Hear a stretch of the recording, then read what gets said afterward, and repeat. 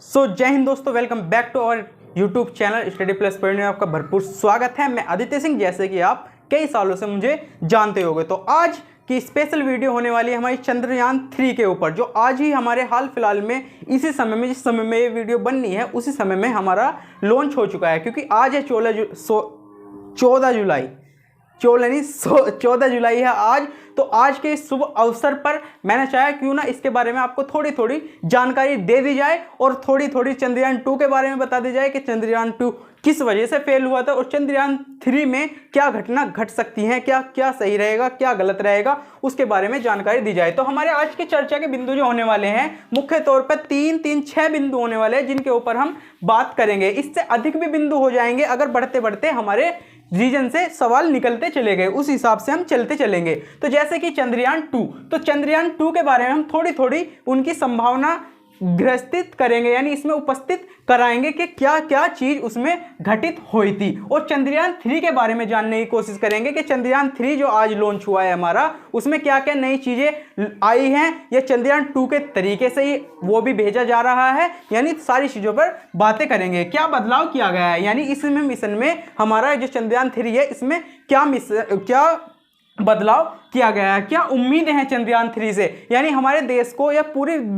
पृथ्वी को एक तरीके से मान लो सभी देशों को, मेन चीज तो क्या है हमारे देश को, क्योंकि हम लॉन्च कर रहे हैं तो हमारे देश को क्या उम्मीदें हैं चंद्रयान 3 से, उसके ऊपर बात करेंगे।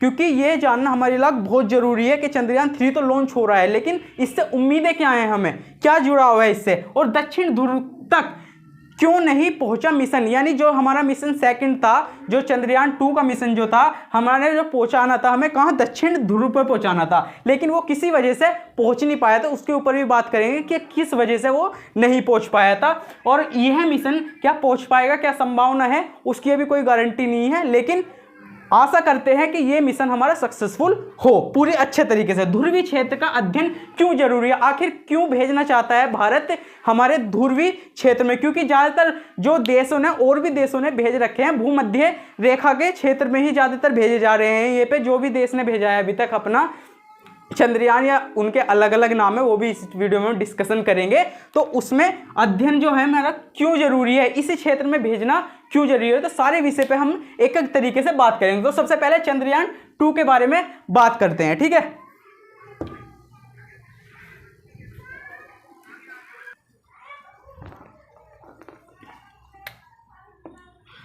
हमारा चंद्रयान 2 जो है चंद्रमा के दक्षिणी क्षेत्र में जाने वाला पहला मिशन है। जो चंद्रयान 2 भी गया था हमारा दक्षिणी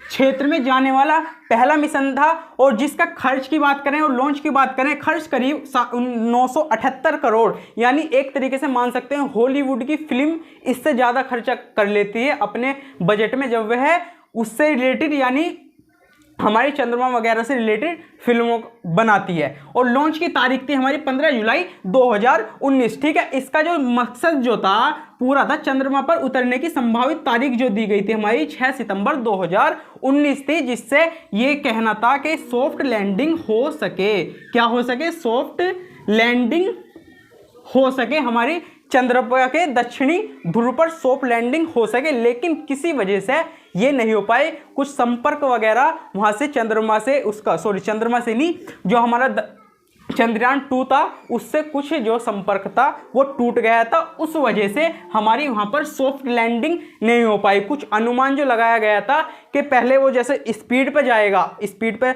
घूमेगा चारों तरफ, और उसके बाद जो सॉफ्ट लैंडिंग होगी हमारी अलग से, जैसे जैसे वो पास आएगा वैसे वैसे हल्की लैंडिंग होगी, तो वो चीज़ नहीं हो पाई, क्योंकि वहाँ पर जो संपर्क था उसका वो एक तरीके से टूट चुका था। तो इसलिए वहाँ पर सॉफ्ट लैंडिंग हमारी असफल रही, और उसका जो स्पीड थी वो कंट्रोल में, आउट ऑफ कंट्रोल हो गई, एक तरीके से आप ये मान सकते हो। और जो इसमें शामिल चीजें थी, हमारा उपग्रह यानी सैटेलाइट जो उसके चंद्रमा के चारों तरफ चक्कर लगा रही थी, और लैंडर विक्रम जो उसे तारने में उसकी मदद करता है, एक तरीके से मान सकते हो ये पैर चारों कि वे उसे तारेंगे बिल्कुल प्यार से। और उसके बाद रोवर प्रज्ञान यानी उसमें से विक्रम में से निकलकर जो पहिए मान के सकते हो उसमें पहिए लगाए गए थे, और जो चारों तरफ उसके वहां पर जाकर उसकी सारी जांच कर सके कि क्या चीज क्या है इस क्षेत्र में, क्या चीज क्या है, क्या ये चीज हो सकती है या ये चीज नहीं हो सकती, क्या चीज हो सकती है क्या नहीं हो सकती, वे तुम्हें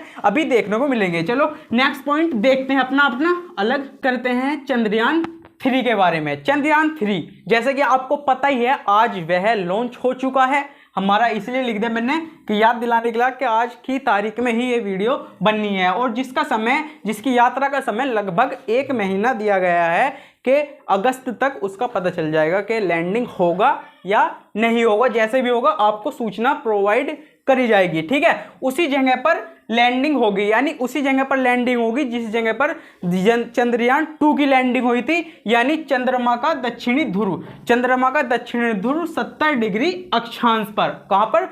चंद्रमा का दक्षिण ध्रुव और 70 डिग्री अक्षांश पर इसकी भी वहीं पर ही लैंडिंग होगी, ठीक है। सफलता, अगर इसको सफलता मिलती है किसी वजह से, यानी उम्मीद तो यही है कि सफलता मिले, अगर मिलती है तो दक्षिणी ध्रुव पर सॉफ्ट लैंडिंग करने वाला पहला देश होगा भारत। कौन सा? भारत देश होगा पहला सॉफ्ट लैंडिंग करने वाला दक्षिणी ध्रुव पर, वो भी दक्षिणी ध्रुव पर। अब बात करेंगे हम आगे कि आखिर दक्षिणी ध्रुव पर ही भारत जा रहा है, जैसे दक्षिणी ध्रुव पर ही सॉफ्ट लैंडिंग करने जा रहा है और देशों ने अभी तक क्यों नहीं किया? क्योंकि हमारे देश से भी ज़्यादा अच्छी टेक्नोलॉजी वाले देश उपस्थित हैं वैसे तो, लेकिन वही क्यों करना चाह रहा है और देशों ने अभी क्यों नहीं किया, उसके ऊपर भी आगे हम चर्चा करेंगे, ठीक है। पूर्ववर्ती अभियान, यानी पहले के अभियानों की बात करें तो सभी अभियान भूमध्य रेखीय क्षेत्र पर ही किए गए हैं। अब भूमध्य क्षेत्र क्या है इसके बारे में बात करते हैं और धीरे धीरे वीडियो को आगे बढ़ाते हैं, ठीक है। अगले पॉइंट देखते हैं अपना। बात करें हम अगले पॉइंट की तो वो है क्या बदलाव किया जाएगा, क्योंकि हमें उससे पहले जानने की आवश्यकता है कि चंद्रयान 2 में क्या था और चंद्रयान 3 में क्या बदलाव किया जाएगा, यानी चंद्रयान 2 से अलग उसमें क्या बदलाव देखने को हमें मिलेगा। तो फ्यूल कैरिंग कैपेसिटी यानी उसकी कैपेसिटी और बढ़ा दी गई है, जिसमें कम फ्यूल आता था तो थोड़ा और उसमें आ जाएगा, इसकी कैपेसिटी बढ़ा दी है। लैंडिंग लेग, यानी जैसे कि मान के चलो ये है हमारा चंद्रयान और ये हमारे लैंडिंग लेग है उसके जो रोकेंगे, तो इनको और ज़्यादा मजबूत कर दिया गया है उसके चंद्रयान 2 के मुकाबले, ठीक है। जो उसमें दिक्कत थी उसके लेगों में, उसे थोड़ी और ज़्यादा पावर दे दी गई है, ठीक है। ज़्यादा सेंसर लगा दिए गए हैं उसके आसपास, ज़्यादा सेंसर लगा दिए गए हैं चंद्रयान 2 में, जितने थे उससे थोड़े ज़्यादा लगा दिए गए हैं। और बड़े सोलर सेल, यानी उसमें क्या लगा दिए गए हैं? बड़े सोलर सेल लगा दिए गए हैं, जिससे वो है और भी ज़्यादा सोलर ऊर्जा उत्पन्न कर सके और ज़्यादा देर तक वहाँ पर टिक सके, ठीक है। इसलिए ज़्यादा सोलर बड़े पैन वे भी लगा दिए, बड़े सेल। और न्यू सॉफ्टवेयर और नया सॉफ्टवेयर भी उसमें लगाया गया है। और लैंडिंग स्पॉट को बदलने का विकल्प, ये जो सबसे अच्छी चीज़ है, लैंडिंग स्पॉट को बदलने का विकल्प, यानी लैंडिंग स्पॉट को बदलने का विकल्प जैसे भी मैंने पीछे बताया था, तो उसके अनुसार जैसे मान के चलो ये चंद्रयान है और हमें यहाँ पर लैंड कराना था उसे, और किसी वजह से यहाँ पर कुछ हमें दिक्कत देखने को मिलती है, यहाँ पर क्रेटर आ जाते हैं, कुछ भी ज़्यादा खतरनाक चीज़ हो जाती है, तो उसे यहाँ से हटाकर हम यहाँ भी लैंड कर सकते हैं, यहाँ भी लैंड कर सकते हैं, वो हमारी मर्जी रहेगी, यानी लैंडिंग स्पॉट हम उसका बदल सकते हैं, ठीक है। ये सारी चीज़ हो सकती है। और लैंडिंग टाइम को चेंज किया जा सकता है, और लैंडिंग का क्या टाइम भी चेंज किया जा सकता है, यानी मान के चलो हम 7 बजे उसे तार रहे हैं तो हम उसे 7 बजे की जगह अगर हमें कुछ दिक्कत आती है उससे, तो उसे हम 7:10 यानी कितना भी टाइम उसका हम उसे आसपास में वहाँ घुमाते घुमाते कहीं और भी ले जाकर टाइम के अनुसार तार सकते हैं, ठीक है। ऐसे भी हो सकता है। और लैंडिंग के दौरान एंटी ग्रेविटी थ्रस्ट, यानी एंटी ग्रेविटी से समझ रहे हो, ग्रेविटी थ्रस्ट, यानी अगर कुछ मान के चलो जैसे वो अब नीचे जाता जा रहा है, अगर उसे कुछ दिक्कत आती है तो उसे एंटी ग्रेविटी से हम ऊपर भी ला सकते हैं, ठीक है। अब के सारी ही महत्वपूर्ण चीजों का ध्यान रखा गया है चंद्रयान 2 के मुकाबले। जो उन चीजों में कुछ भी जो गलती हो गई थी या जैसे भी हुआ था उससे चंद्रयान 3 में ना दोहराया जाए, इस वजह से बहुत सारी चीजें ऐसी हैं जिनका इस्तेमाल और भी अच्छे तरीके से किया गया है। ठीक है, चलो नेक्स्ट पॉइंट देखते हैं, अपना पॉइंट की बात करते हैं। दक्षिण ध्रुव तक क्यों नहीं पहुंचा मिशन, यानी अभी तक दक्षिणी ध्रुव तक मिशन क्यों नहीं पहुंचा। किसी भी देश का हो, चाहे वो भारत का हो, चाहे वो और अन्य देश किसी का भी हो, अभी तक दक्षिणी ध्रुव तक क्यों नहीं पहुंचा। तो अगर इसकी हम बात करें तो भूमध्य यानी भूमध्य क्षेत्र में ही क्यों होते हैं। ज़्यादातर जो कोई भी देश है जो अपना दक्षिणी ध्रुव से हटकर जो अपना यान भेजता है, जो अपना रॉकेट भेजता है, वो दक्षिणी ध्रुव में ना भेजकर वो भूमध्य क्षेत्र में ही भेजता है। क्यों भेजता है, ऐसा क्यों है। जैसा हम मान कर लीजिए चांग-ई-4 एक चीन का मिशन था। चांग-ई-4 एक चीन का मिशन था, जो एक बहुत ही बड़ा मिशन था हमारे दायरे से भी और उनके दायरे से भी, क्योंकि सुदूर हिस्से, ये जो चीज़ है ना, इसे ध्यान रखना भी बताऊंगा। सुदूर हिस्से पर उतरने वाला पहला मिशन, यानी सुदूर हिस्से पर उतरने वाला क्या था, यह है पहला मिशन था। अगर सुदूर हिस्से की बात करें तो हम ये पृथ्वी, ये चंद्रमा छोटा बड़ा होगा कोई दिक्कत नहीं, लेकिन क्या है, इस पृथ्वी से हम सुदूर हिस्से को, चंद्रमा के सुदूर हिस्से को नहीं देख सकते, तो वहां पर इसने क्या कराई थी, चांग-ई-4 जो था लैंड हुआ था। तो इसके लिए बहुत बड़ी दास्ती थी, उतारने वाला क्या बना था, ये पहला मिशन था। वो भी इसी क्षेत्र में उतारा था उनने। किस क्षेत्र में, भूमध्य क्षेत्र में। किस क्षेत्र में, भूमध्य क्षेत्र में, क्योंकि उसने दक्षिणी ध्रुव ना उत्तरी ध्रुव किसी ध्रुव में नहीं उतारा। तो मेन चीज क्या है हमारे लिए, दक्षिणी या उत्तरी ध्रुव में उतारना, यानी कोई से भी पोल में हमें उतारना सबसे मेन बात है। अब बात करते हैं कि ये ज्यादातर इसमें ही भूमध्य क्षेत्र में ही क्यों उतरते हैं, क्योंकि इसकी लैंडिंग आसान और सुरक्षित हो जाती है। एक तरीके से मान सकते हो आप कि लैंडिंग में कोई भी दिक्कत नहीं आती, क्योंकि तापमान उपकरणों के लंबे और निरंतर संचालन में सहायक है। यानी वहां का जो तापमान है एक तरीके से नॉर्मल होता है, जिससे वहां के जो उपकरण हैं वे लंबे और निरंतर संचालन में रहते हैं। यानी जो भी मशीनें भेजी जाती है वो बिल्कुल अच्छे तरीके से वहां पर अपना काम करती हैं और सफल होती हैं। ठीक है, और सतह की बात करें, अगर सतह समतल है वहां की, और ढलान, पहाड़ियां और क्रेटर काफी कम हैं। क्या है, काफी कम, ना वहां पे ज्यादा पहाड़ियां हैं, ना ढलान है, ना क्रेटर हैं, और काफी कम है। ये सारी चीजें देखने को कम मिलती है। इसी वजह से हमारा जो ये मिशन होते हैं, और तो वे क्या करते हैं, यहाँ पर ही भूमध्य क्षेत्र में ही उतारते हैं। तो भारत का ये मकसद है कि भूमध्य क्षेत्र में ना उतार कर हमें कहाँ उतारना है, दक्षिणी ध्रुव में उतारना है। वहां पर पता लगाना है कि क्या चीज कैसे है, वो हम आगे बात करेंगे। ठीक है, अगर वहां प्रकाश की बात करें, अब एक चीज मैं बता दूं आपको, भूमध्य ध्रुव है क्या चीज। भूमध्य ध्रुव ये है कि वहां पर जैसे ये चंद्रमा है ना, ठीक है, तो चंद्रमा में कुछ कुछ तुम देखते होगे, कुछ ब्लैक सर्कल है, ब्लैक सर्कल, जहां तक सूरज की रोशनी यानी सूर्य की रोशनी नहीं पहुंच पाती, वो क्या है, हमारा दक्षिणी ध्रुव है। तो वहां पर जहां पर सूर्य की रोशनी नहीं पहुंच पा रही, वो क्या है, हमारा दक्षिणी ध्रुव है। तो वहां पर उतारना एक तरीके से बहुत बड़ी बात हो जाती है। एक तरीके से अपने आइडिया ही लगाओ, जहां पर खूब तो अंधेरा हो और वहां पर तुम जा रहे हो, तो बहुत बड़ी बात है। आदमी जानने में, कहीं भी दिन में तुम कहीं पे भी जा सकते हो, कितने भी बड़ी से बड़ी जगह हो, लेकिन रात को जाना कहीं ना कहीं खतरे से खाली नहीं है। ऐसी ही जगह पर जो हमारा ये है चंद्रयान 3, ये उतरने जाएगा। ठीक है, अभी नहीं कह सकते जा रहा है, लेकिन उतरने क्या करेगा, जाएगा। तो इसका मकसद क्या है, बस दक्षिणी ध्रुव पर ये एक तरीके से अच्छे तरीके से उतर जाए और वहां की चीजों को अच्छे तरीके से नॉलेज में ले आए। ठीक है, ये काम है। प्रकाश प्रचुर मात्रा में उपलब्ध है, क्योंकि तुम्हें पता ही है भाई, वहां पे तो भूमध्य क्षेत्र में क्या है, प्रकाश बिल्कुल बढ़िया तरीके से आता है सूरज का। और सौर ऊर्जा के जरिए, यानी उपकरणों के समर्थन, यानी जो वहां के जो रोबोट वगैरह कुछ भी चीज जा रही है, उसकी जो सौर ऊर्जा उन्हें मिल रही है, बिल्कुल भरपूर तरीके से प्राप्त होती है, क्योंकि प्रकाश के द्वारा, प्रकाश की तो कोई कमी है ही नहीं। सूरज जी आ रहे हैं वहां पर प्रकाश देने, और यहाँ पर कहाँ, यहाँ पर आ नहीं रहे हमारे ब्लैक सर्कल में, तो इसलिए वे आसान हो जाते हैं यहाँ पर भेजना। ठीक है, तो इसलिए ये मिशन अभी आसान नहीं है। ठीक है, चलो नेक्स्ट बिंदु की बात करते हैं अपनी, चंद्रमा का ध्रुवीय क्षेत्र। क्या, चंद्रमा का ध्रुवीय क्षेत्र के बारे में जानते हैं कि वहां पर लैंडिंग करना क्यों ज्यादा खतरे से खाली नहीं है।